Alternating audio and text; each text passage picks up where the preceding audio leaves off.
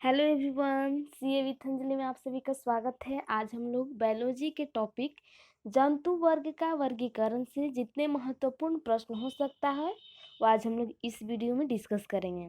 तो चलिए आगे बढ़ते हैं क्वेश्चन नंबर फर्स्ट की तरफ। मलेरिया परजीवी तथा अमीबा को किस श्रेणी में रखा जाता है?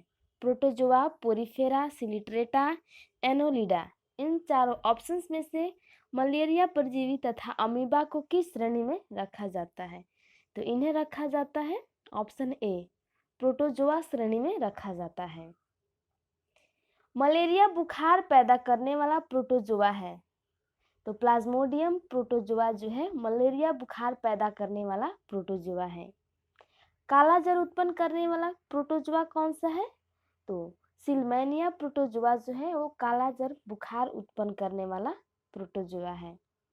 और निद्रा रोग उत्पन्न करने वाला कौन सा प्रोटोजोआ है? ट्रिपेनोसोमा जो है निद्रा रोग पैदा करने वाला प्रोटोजोआ है। तो चलिए आगे बढ़ते हैं क्वेश्चन नंबर सेकंड की तरफ। चप्पल की आकृति की जंतु है? Amoeba, paramecium, trypanosoma, giardia. इन चारों ऑप्शंस में से चप्पल की आकृति का जंतु जो है वो कौन सा है? तो चप्पल का आकृति का जो जंतु है वो कौन सा है? ऑप्शन बी, पैरामीशियम जो है चप्पल की आकृति का जंतु है। अमीबा ऐसा परजीवी जो है जिसका निश्चित आकार नहीं होता है। हरा प्रोटोजोआ के नाम से जाना जाता है। यूग्लिना को हरा प्रोटोजोआ के नाम से जाना जाता है। मनुष्य के शरीर में एंटी अमीबा के लिए हिस्टोलिटिका कहाँ पाया जाता है? तो ये पाया जाता है आंत में। और पेचिस के लिए उत्तरदायी प्रोटोजोआ कौन सा प्रोटोजोआ होता है? तो ये एंट अमीबा जो है पेचिस के लिए उत्तरदायी प्रोटोजोआ है। तो चलिए आगे बढ़ते हैं क्वेश्चन नंबर थर्ड की तरफ। पौधा और जंतुओं के बीच की योजक कड़ी के रूप में जाना जाता है। योजक कड़ी के रूप में किसे जाना जाता है? Amoeba, euglena, plasmodium, paramecium. इन चारों ऑप्शंस में से पौधा और जंतुओं के बीच की योजक कड़ी के रूप में किसे जाना जाता है? तो ये जाना जाता है किसे? ऑप्शन बी, यूग्लिना को पौधा और जंतुओं के बीच की योजक कड़ी के रूप में जाना जाता है। तो चलिए आगे बढ़ते हैं क्वेश्चन नंबर 4 की तरफ। जेलीफिश को किस नाम से जाना जाता है? Hydra, Physalia, अरिलिया, मैट्रिडियम। इन चारों ऑप्शंस में से जेलीफिश को किस नाम से जाना जाता है? Hydra, physalia, aurelia, metridium. तो जेलीफिश को आरिलिया के नाम से जाना जाता है, ऑप्शन सी। सिलिट्रेटा संघ को एनिक के किस नाम से जाना जाता है? तो इसे जाना जाता है निडेरिया। निडेरिया के नाम से जाना जाता है। किसे?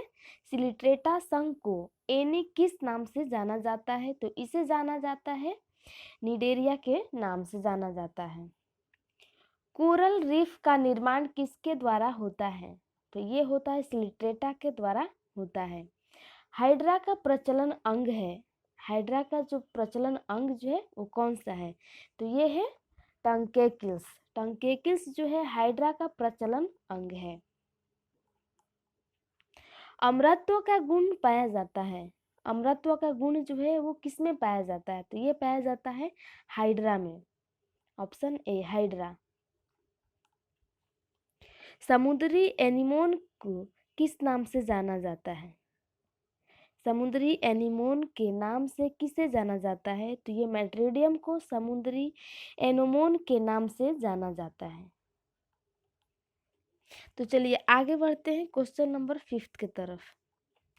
एस्कैरिस पाया जाता है। एस्कैरिस जो है वो पाया जाता है मनुष्य के आंत, सुअर के पेशियों में, या मनुष्य के देह गुहा में, मनुष्य के रुधिर में। इन चारों ऑप्शंस में से एस्कैरिस पाया जाता है। तो एस्कैरिस जो है वो कहाँ पाया जाता है? ऑप्शन ए, मनुष्य के आंत में। घरेलू मक्खी का लार्वा क्या कहलाता है? तो ये कहलाता है मैंगोट। तितली की आंखें रात में क्यों चमकती है? तो ये चमकती है टेपिटम लूसिडम के कारण। टेपिटम लूसिडम के कारण जो है तितली और बिल्ली ये दोनों के आंखें जो है सो रात में चमकती है। तो चलिए आगे बढ़ते हैं क्वेश्चन नंबर 6 की तरफ। केचुए में कितनी आंखें होती है? यानी केचुआ में कितना आंख पाया जाता है? 1, 2, बहुत सारे या कोई नेत्र नहीं। इन चारों ऑप्शंस में से केचुए में कितनी आंखें पाई जाती है? तो केचुए में कोई आंख नहीं पाई जाती है। ऑप्शन डी, केचुए में कोई आंख नहीं पाई जाती है। और चींटी का भी आंख नहीं होता है, वो एंटीना के द्वारा अपने खाने का पता लगाती है। और सांप का कान नहीं होता है। और केचुए का वैज्ञानिक नाम क्या होता है? तो ये होता है फेरिटीमा पोस्थुमा। वैज्ञानिक केचुए का वैज्ञानिक नाम है। और केचुए में कौन सा रक्त वर्णक होता है? तो ये होता है होमोसाइनिन। केचुए में कितनी आंखें होती है? तो केचुए में तो कोई आंख नहीं होती है। और केचुआ कृषक का परम मित्र कहलाता है। ऐसा क्यों? क्योंकि जमीन को छिद्रयुक्त बनाकर मृदा में CO2 का O2 का मात्रा बढ़ा देता है, जिसकी वजह से जो खेती होता है वो फर्टाइल हो जाता है। इसीलिए केचुआ जो है वो किसानों का परम मित्र होता है। निद्रा रोग फैलता है। निद्रा रोग किसके वजह से फैलता है? सीसी मक्खी के वजह से के कारण फैलता है। और फलेरिया नामक रोग उत्पन्न होता है। तो ये उत्पन्न होता है वुचेरिया वेनक्राफ्टी से। रेशम का उत्पादन किससे होता है? तो ये होता है रेशम कीट के प्यूपा से रेशम का उत्पादन जो है सो होता है। मनुष्य में काला जर रोग फैलाने वाला मच्छर जो होता है वो कौन सा होता है? ये होता है सैंड फ्लाई मच्छर, जो मनुष्य में काला जर रोग फैलाता है। और मलेरिया रोग कौन सा वाहक है? तो ये है मादा एनोफ्लीज के कारण मलेरिया रोग कौन सा वाहक है? मलेरिया रोग का कौन सा वाहक है? तो ये है मादा एनोफ्लीज। कटल फिश के नाम से किसे जाना जाता है? तो ये जाना जाता है सिपिया को। ऑक्टोपस क्या है? ये एक मृदु कवची है। और डेविल फिश के नाम से किसे जाना जाता है? ऑक्टोपस को। और ऑक्टोपस में भुजाओं की संख्या कितनी होती है? 8। तो चलिए आगे बढ़ते हैं क्वेश्चन नंबर 7 की तरफ। उड़न छिपकली है। उड़न छिपकली ड्रैको, गैको, हीलोडर्मा, वेरेंस, इन चारों ऑप्शंस में से उड़न छिपकली जो है वो कौन सी है? तो उड़न छिपकली जो है वो ऑप्शन ए ड्रैको।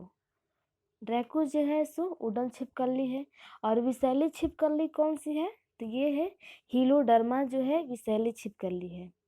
और घोंसला बनाने वाला एकमात्र सांप जो है वो कौन सा है? King cobra. किंग कोबरा ऐसा सांप है जो अपना घोंसला बनाता है। समुद्री सर्प को क्या कहा जाता है? तो इसे बोला जाता है हाइड्रोफिश। समुद्री सर्प को क्या बोलते हैं? बोला जाता है हाइड्रोफिश बोला जाता है। और सांप में मध्य कर्ण नहीं होता है। ये ध्वनि ग्रहण कैसे करते हैं? तो ये ध्वनि ग्रहण त्वचा से करते हैं। नृशंस प्राणी कौन सा है? नृशंस प्राणी जो है वो कौन सा है? तो कछुआ जो है सो नृशंस प्राणी है।